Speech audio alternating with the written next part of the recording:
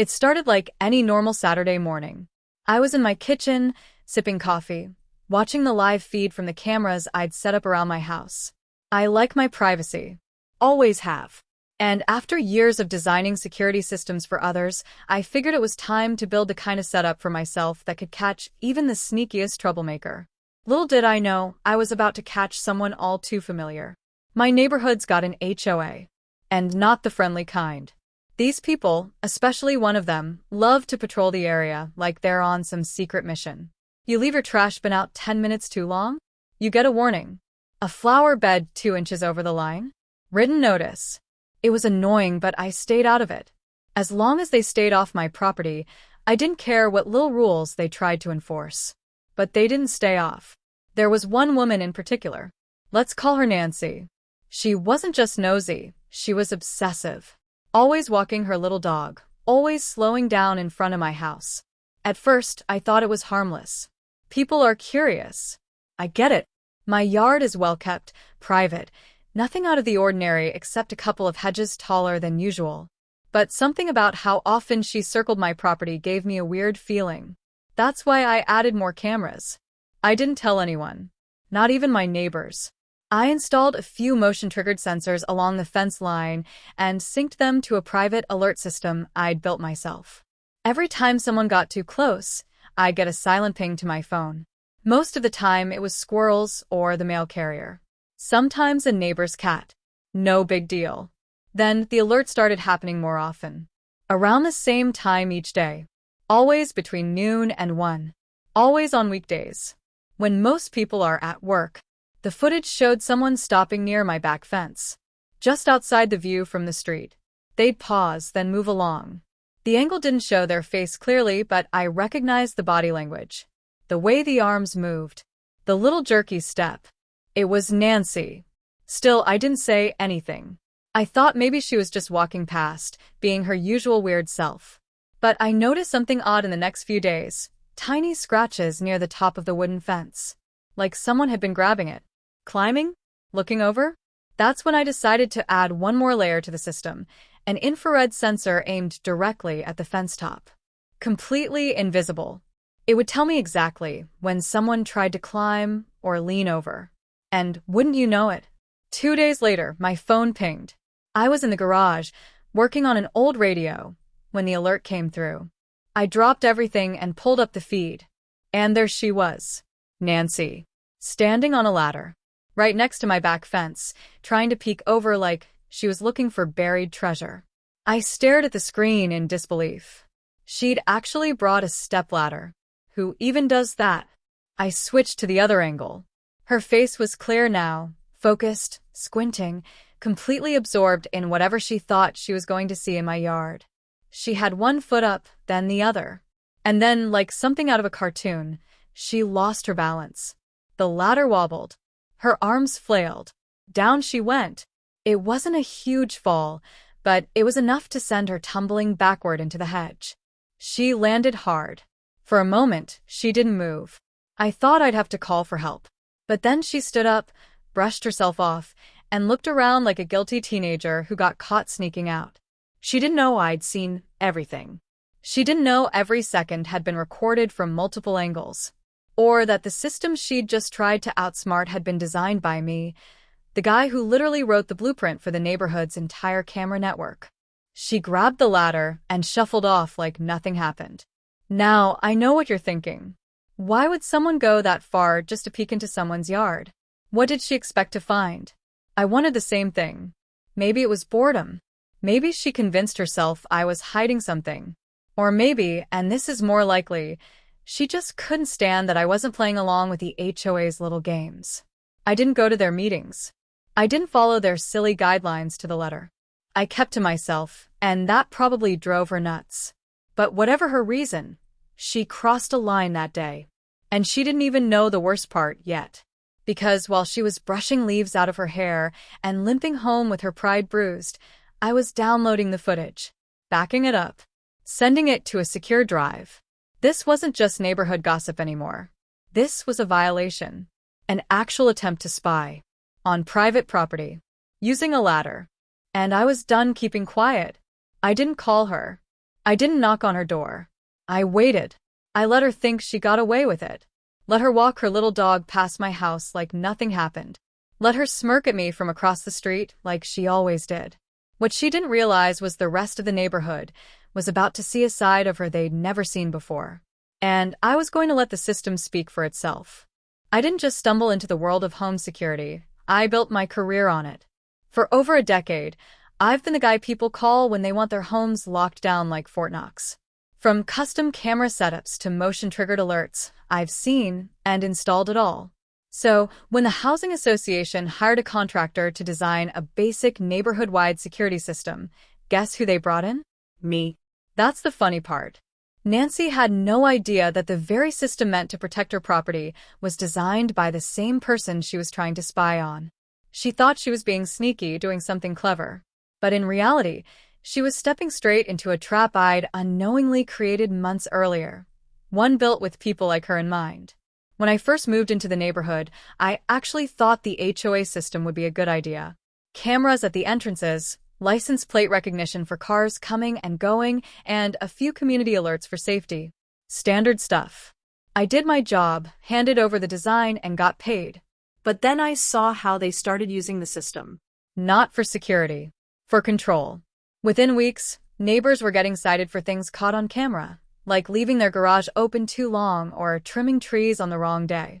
Nancy, of course, was the loudest voice pushing for more enforcement.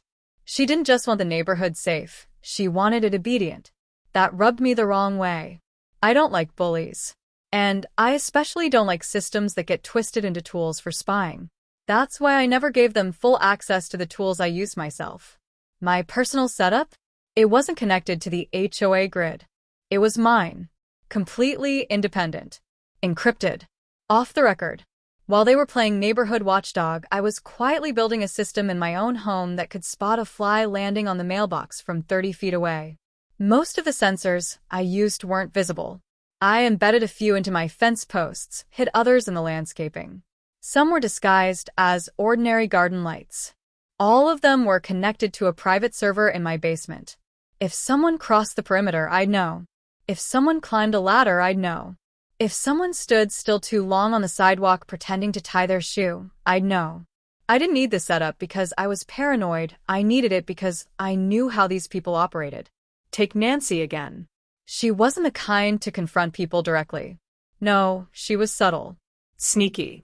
She liked to gather information and then show up with evidence. It was always about power. Controlling the neighborhood one report at a time. She once took a photo of someone's Halloween decoration because she said it was inappropriate for children. Another time, she measured the height of someone's grass with a ruler. When I first noticed her interest in my property, I figured it was just curiosity. Maybe she didn't like that I kept my blinds closed or that I never showed up to meetings. But when I started noticing things out of place, footprints near the side gate, a loose stone where the fence met the sidewalk, I knew it was something more. So I expanded the system. I added thermal imaging sensors. Not because I expected someone to break in, but because I wanted to see heat signatures around the fence. If someone stood too close for too long, it would light up like a warning flare. I also upgraded the audio range. My microphones could now pick up whispered conversations from across the street. This might sound excessive to some people. But when you live in a neighborhood where the rule enforcers act like secret police, you either sit back and let it happen, or you prepare. Most of the neighbors had no idea any of this was going on. They thought Nancy was just a little quirky. They didn't see how often she logged complaints. They didn't know how obsessed she was with getting people in line. That's the thing with HOAs. They hide behind rules, but some people treat those rules like weapons. The more she snooped around, the more I fine-tuned my system. It became a bit of a challenge. Could I spot her before she even made it to the fence?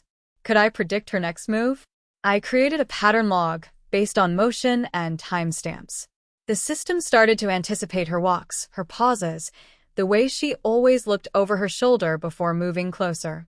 She didn't realize the technology she was trying to outsmart was smarter than her. And all of it was legal. Everything I installed was on my property. Every camera pointed inward or toward public space. No one's privacy was being violated, except mine by her. That's what made it so satisfying. I wasn't breaking any laws. I was just watching, recording, preparing. By the time she brought the ladder to my fence, the system was already waiting for her. I had set up a silent trigger, a custom alert that would only go off if motion was detected at a certain height on the backside of the property. It had never gone off before. The second it did, I knew something unusual was happening. I ran the footage in real time, switching between views, trying to understand what I was looking at. And there she was, balancing on a cheap aluminum stepladder, poking her head over like a kid trying to peek at a surprise party. The irony hit me like a punch. She thought she was being slick. She thought she was in control. She didn't know she was standing in the middle of the most secure property in the neighborhood. She didn't know I'd been watching her for weeks. She didn't know the system she was trying to bypass had been designed with her exact behavior in mind. And most importantly, she didn't know what was coming next. The moment she fell was something I'll never forget. Not because I wanted her to get hurt, but because of what it revealed. You can tell a lot about someone by how they react when they think no one's watching, when they think they've gotten away with something. Nancy wasn't just embarrassed. She was angry. The way she scrambled up, snatched the ladder, and rushed off, looking over her shoulder like a thief, it told me everything. She knew she crossed a line. But she didn't know she'd been caught on 5 different cameras, all from different angles, in full HD with timestamps. I sat there, watching the footage on my monitor, pausing, rewinding, zooming in. It was better than a movie. I could see the moment her foot slipped, the flash of panic on her face, the way her arms flailed like she was trying to fly. She hit the hedge hard, let out a grunt, and laid there for just a second. Then up she went, no limping, no real injury, just pride completely shattered. It was like watching karma in real time. But I wasn't going to stop at just watching. I started cataloging everything. I pulled footage from the last few weeks, all the times she'd hovered near the fence, all the suspicious movements, the ladder incident, everything. I saved them in a neatly labeled folder on a separate drive.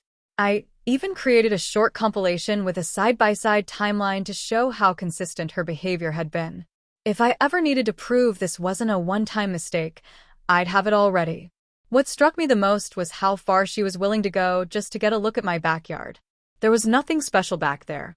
Just a small garden, some raised beds, a patio with a grill. No loud music, no illegal building, no strange lights or smoke. I kept to myself. I followed the basic rules. But still, she needed to see. She needed to feel in control. I didn't post the video. Not yet. I didn't send it to the board or the police or even my lawyer. I just watched. And waited. I wanted to see what she would do next. The very next day, she was out walking her little dog again. Like clockwork. Same route. Same stops. But this time, she avoided my fence. She crossed the street early. She didn't look up at my windows. She didn't slow down. That told me 2 things. 1, she was feeling nervous. 2, she hadn't figured out that I had the footage. I knew she'd eventually try to cover her tracks. And sure enough, a few days later, I got an official notice from the HOA. They claimed I had an unauthorized structure near my back fence. No photos. No specifics. Just a vague warning that something was in violation. I laughed. That's when I knew Nancy was trying to flip the script. She was going to accuse me of breaking rules to shift attention off what she did. Classic deflection. I almost admired the audacity. I responded with a polite letter and a USB stick. I said if they had any concerns, they should take a look at the contents. I didn't give details. I didn't accuse anyone. I just offered a little transparency. That's the word they love to throw around in those HOA meetings. I figured it was time they got a dose of it for real. I never heard back about that violation notice. What I did hear, a few days later, was a hushed conversation between 2 other board members near the community mailbox. They didn't know I was nearby, walking back from the grocery store. They were whispering about how she really went too far this time and how he's got everything on camera. I slowed down just enough to hear them mention her name. So it was out. I didn't spread it. I didn't show anyone the footage beyond the HOA board. But word travels fast. especially in a neighborhood run on gossip and lawn inspections. People started acting differently around me. A few neighbors who used to avoid me gave me polite nods. One even waved. Then something strange happened. Nancy disappeared. Not entirely. She still lived there, still walked her dog. But she stopped attending meetings. Stopped sending out those little complaint emails she was famous for. Her usual smugness was gone. Her voice, which always rang out during community discussions, had vanished. It was like someone turned down her volume. And it wasn't just her silence that changed. I noticed fewer citations being handed out in general. Fewer nitpicky emails about Christmas lights or garbage day violations. The whole HOA seemed to back off a little. It was as if someone had yanked the leash. That's when I knew the system had done more than just protect my privacy. It had exposed something they didn't want seen. You see, these people build their power on silence. They count on neighbors being too afraid or too indifferent to push back. But when someone finally holds up a mirror, shows them how ridiculous and sometimes illegal their behavior is, they panic. Because once it's public, it can't be ignored. I didn't have to yell. I didn't have to make a scene. I just had to show the truth. But even then, I wasn't satisfied. Not because I wanted revenge, but because I knew this wasn't just about one woman on a ladder. This was about the kind of culture that lets people like her feel untouchable. The kind that uses neighborhood standards as a cover for personal power trips. And the story wasn't over yet. Because just when things started to quiet down, just when I thought maybe, finally, the HOA had learned its lesson, another alert came through. This one wasn't Nancy. And this time, they didn't even bother bringing a ladder. It happened on a Sunday evening, quiet like most of them. The kind of calm that makes you think everything's finally back to normal. Birds chirping, sprinklers hissing, families grilling out.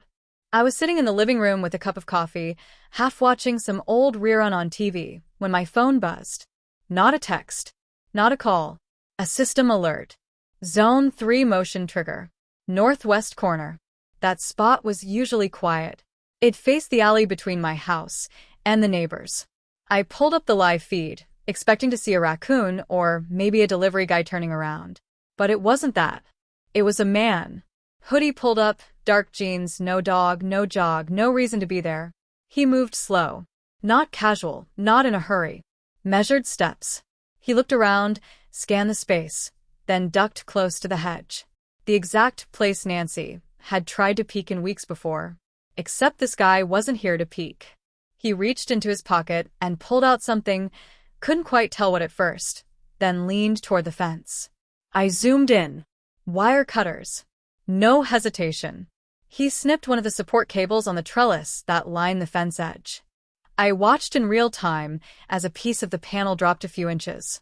He reached through and started fiddling with something on my side of the yard. That's when the thermal cam picked up something else. A second person. Shorter, maybe a woman. Standing behind the first guy, just outside view of the main gate camera. They weren't just snooping. They were working together. I hit the override. Within seconds, the system switched to alert mode. Floodlights kicked on. Every camera in that quadrant began auto-recording to external storage, and a low-frequency alarm buzzed from a speaker hidden in a planter by the door. Not loud enough to wake the whole block, but enough to let someone know they were caught. The man froze. The woman stepped back fast. Both looked up, scanning for the source. But there was nothing to see. Just lights and a faint sound. They didn't know where it was coming from. That's the thing about designing your own system. You don't follow the usual playbook. You don't put cameras where people expect. You make them invisible. You turn your home into a ghost with eyes. The two of them backed away, then bolted, no ladder this time. No slow retreat like Nancy. They were gone in less than 10 seconds. I tracked them through 3 camera zones, caught partial plate info on a car parked around the corner. Old sedan. No visible stickers. But the camera caught the front seat. Driver had a distinctive tattoo on his left hand. I didn't need to chase them. I had everything. Within an hour, I'd packaged the footage, copied it to 2 separate drives, and sent one off to a cloud archive. Not because I was worried about losing it, but because I didn't know what kind of people I was dealing with now. This wasn't nosy neighbor territory anymore. This was something else. Something more serious. I filed a report with the local police. Left out nothing. I had the timestamps, the motion logs, the enhanced images, the license plate fragment, even the tattoo. The officer on the phone was polite, but I could tell he didn't quite get it at first. Thought it was just another trespassing thing. Until I sent him the footage. Then he got quiet. 20 minutes later, I got a call back. Different tone. They were opening a file. Assigning someone. Said the level of documentation I had was unusual. That's a word I hear a lot. Most people wait until after something happens to set up security.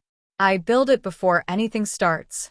Not because I expect danger, but because I understand human nature. And something about this didn't feel random. A few days passed. No more alerts. Nothing suspicious. But I couldn't shake the feeling. I kept going over the footage frame by frame. That's when I noticed it, something small. The man, just before he cuts the wire, pulls out a phone. He's not using it to call or text. He's pointing it at the house. Slowly, deliberately, like he's scanning. I paused the frame. Looked closer. There's a glint on the screen.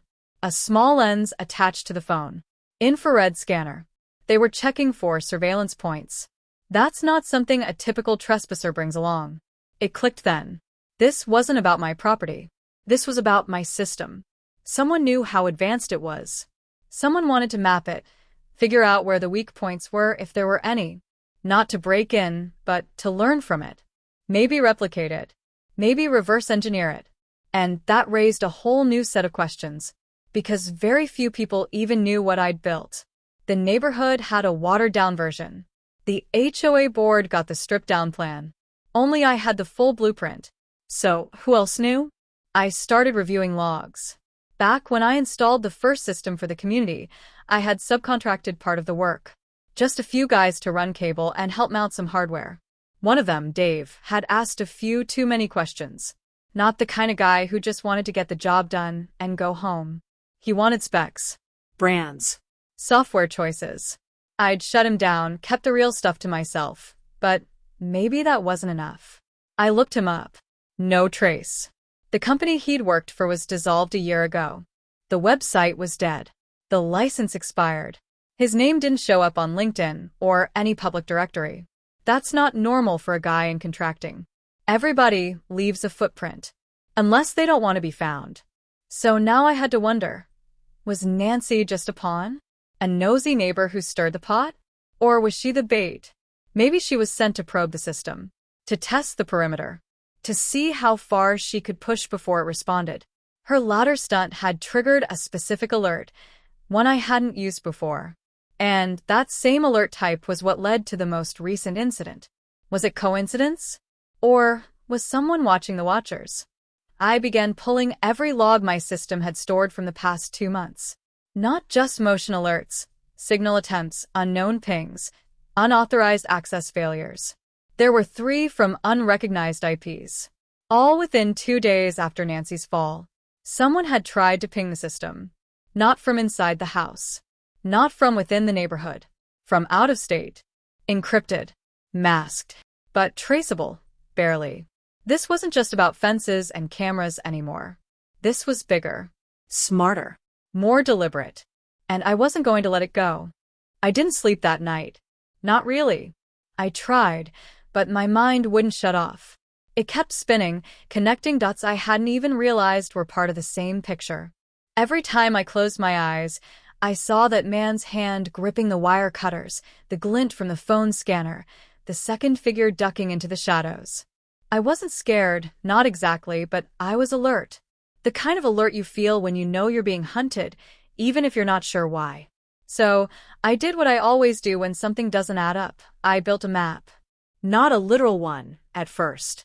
Just notes. Names, dates, behavior changes. Every little shift since the day I installed the system. Nancy's first complaint.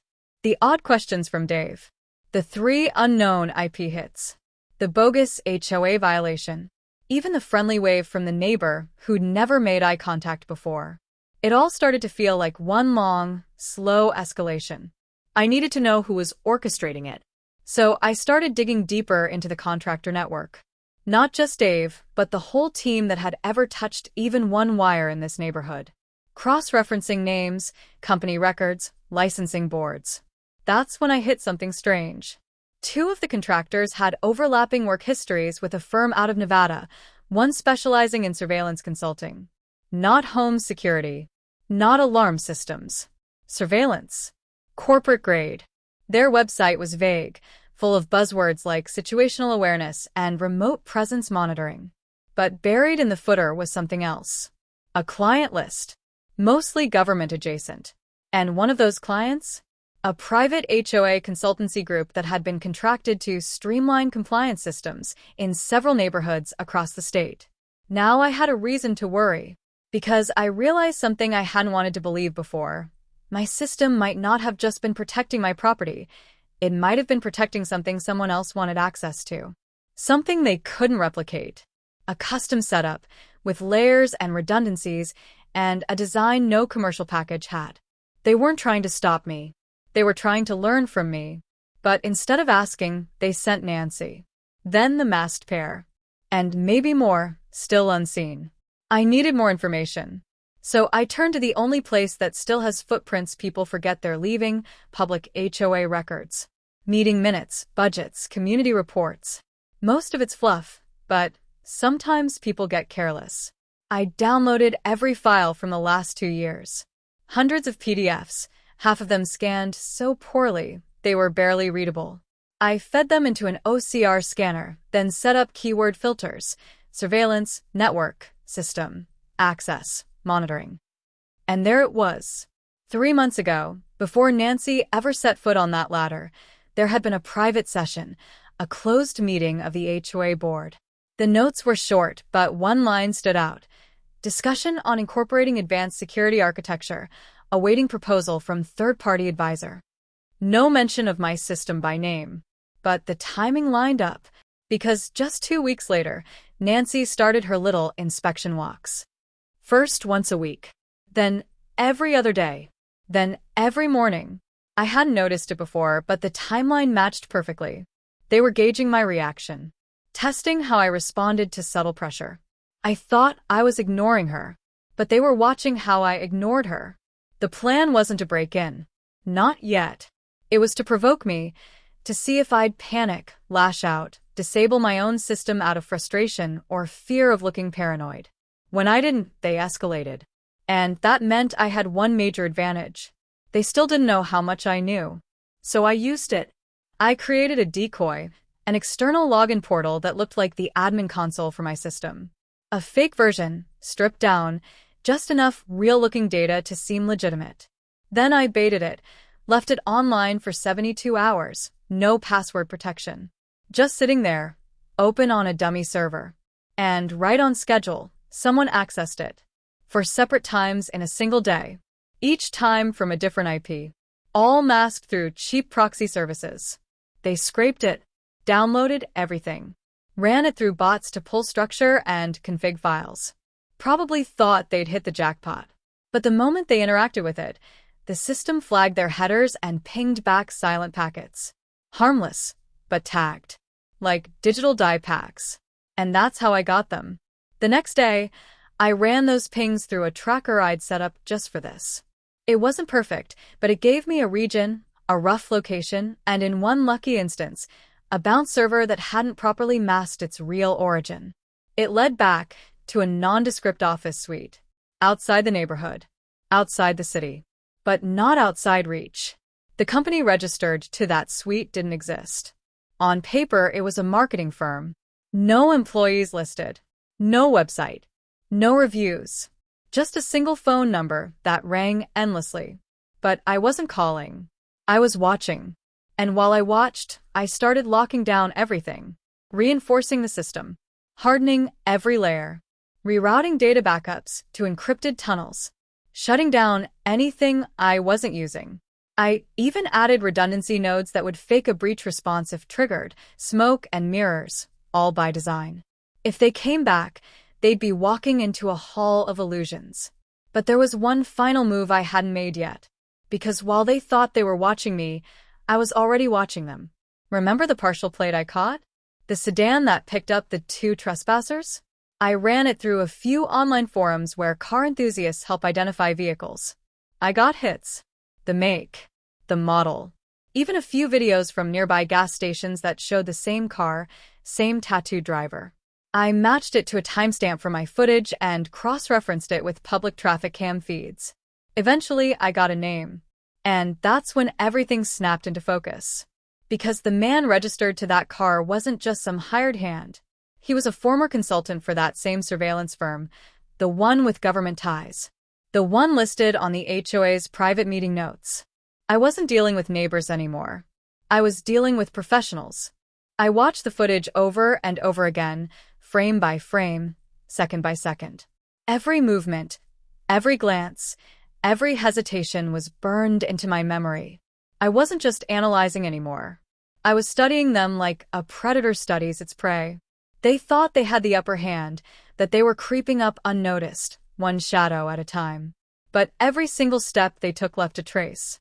And I was gathering them like breadcrumbs. The man with the tattoo, his real name didn't pop up in any ordinary background search. But once I had the car, the timestamp, and a few sharp captures from my security footage, I traced him through public DMV databases, obscure forums, and surveillance leaks. It turned out he had worked under an alias for a surveillance subcontractor, one of those shady third-tier groups often used by larger firms to avoid direct liability. These weren't ex-military types or hackers from the dark web.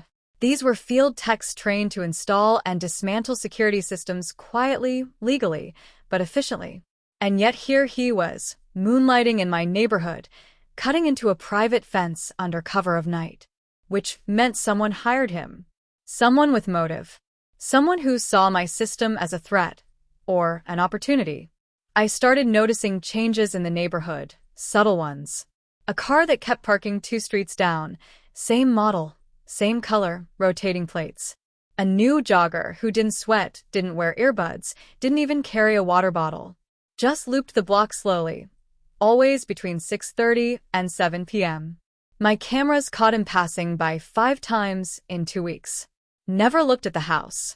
Never looked away either. Even the HOA meetings started feeling different. Nancy didn't show up anymore, but there was a new presence. Elliot, the assistant chair. Young, polite, always smiling but overly curious about how things were running. He asked questions that didn't fit casual conversation.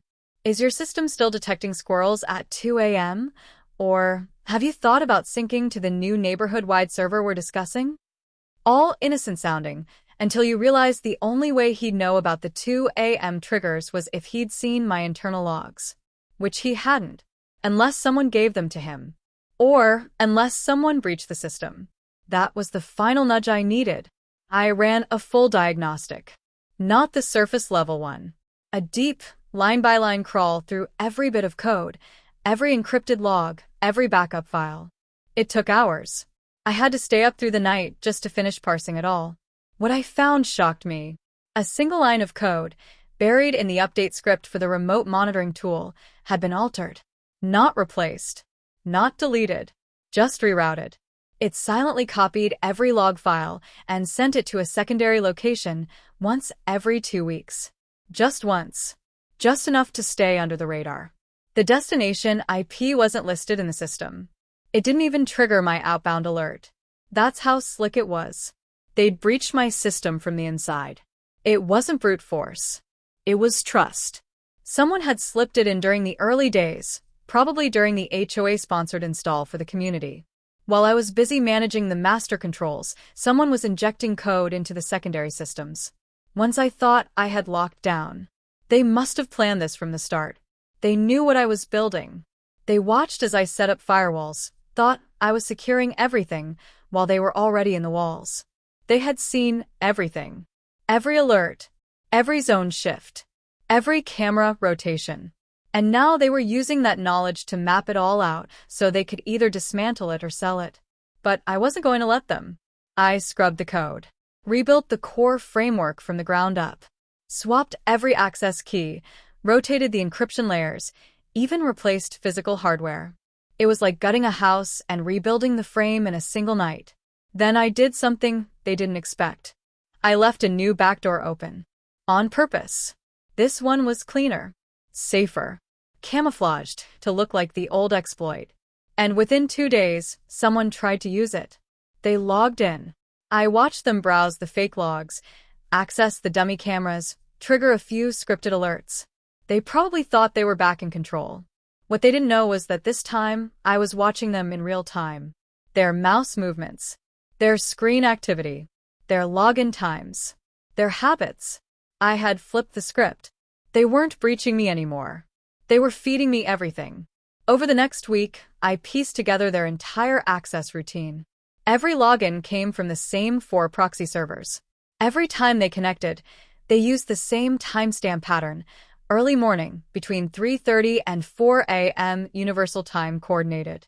Probably thought no one would be awake. But I was. That's how I caught the real break. On a Tuesday morning, I got a partial geoping. Just long enough to trace the connection point to a building downtown, an office complex with multiple tenants. One of them matched the name on a dummy contractor profile I'd flagged earlier. Same name that had shown up in the HOA's third-party advisor list from that closed-door meeting. It all came together.